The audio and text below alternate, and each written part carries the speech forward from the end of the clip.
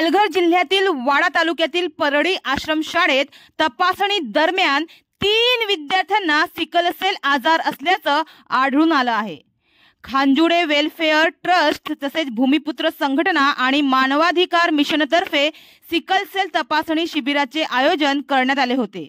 Sickle cell हा अनुवांशिक आजार आहे जो लाल रक्तपेशींचा नाश करतो।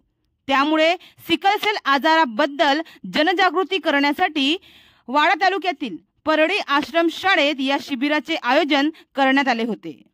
तर या शिबिराचा अनेक लाभार्थी विद्यार्थ्यांनी लाभ घेतला आणि या तपासणी दरम्यान या आश्रमशाळेतील 3 विद्यार्थ्यांमध्ये हा सिकलसेल आजार असल्याचं आढळून आलं आहे। त्यांच्यावर या संघटना आणि मिशनतर्फे योग्य उपचार केले जातील असे मानवाधिकार मिशनचे रवीश नाचन यांनी सांगितले।